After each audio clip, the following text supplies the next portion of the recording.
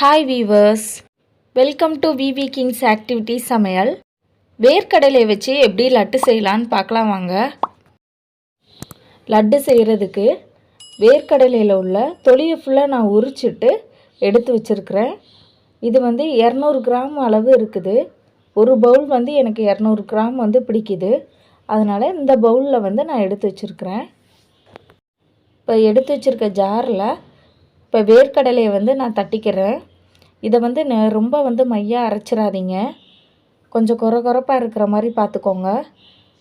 அப்படின்னா தான் நம்ம சாப்பிடும்போது அந்த வேர்க்கடலையோட டேஸ்ட் நம்மளுக்கு தெரியும். அரைச்சி எடுத்துட்டேன். இந்த மாதிரி இருக்கணும். இந்த மாதிரி இருக்கான்னு பார்த்துக்கோங்க. வேறு ஒரு பாத்திரத்தில் மாற்றி வச்சுட்டேன்.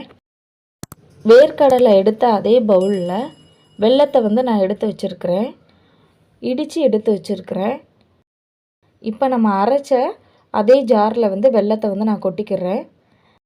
வெல்லம் ஒரு பவுல்னால் வேர்க்கடலையும் ஒரு பவுல் அளவுக்கு நீங்கள் எடுத்துக்கோங்க. இந்த அளவு நம்ம லட்டு பிடிக்கிறதுக்கு கரெக்டான பதமாக இருக்கும். இப்போ நான் இதையும் அரைச்சி எடுத்துக்கிறேன். இந்த மாதிரி அரைச்சி எடுத்துக்கோங்க.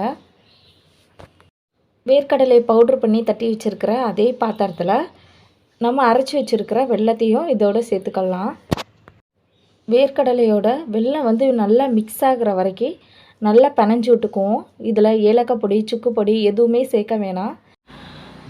வெல்லம் நம்ம பிணைய நல்லா இலக்கம் கொடுக்கும். இப்போ நான் பிடிச்சு பார்க்குறேன். கொஞ்சம் உதிர்ற மாதிரி தான் இருக்குது. அப்போ இன்னும் கொஞ்சம் பிணைஞ்சி விட்டுக்குவோம். இப்போ லட்டுக்கு நம்ம பிடிக்க ஆரம்பிச்சிடலாம். இந்த மாதிரி நல்லா அமுக்கி பிடிச்சி வச்சுக்கலாம். இப்போ எடுத்து நான் தனியாக வச்சுக்கிறேன். இந்த மாதிரி ஒவ்வொரு லட்டாக பிடிச்சு எடுத்து தனியாக வச்சிடுறேன். எல்லாத்தையும் லட்டு பிடிச்சு வச்சுட்டேன். இது மீடியம் சைஸில் தான் நான் பிடிச்சிருக்கிறேன்.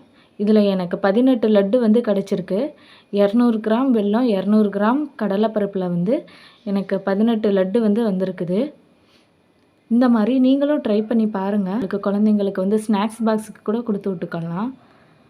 ரொம்பவுமே ஹெல்த்தியான ஒரு ரெசிபி. ட்ரை பண்ணி பாருங்கள்.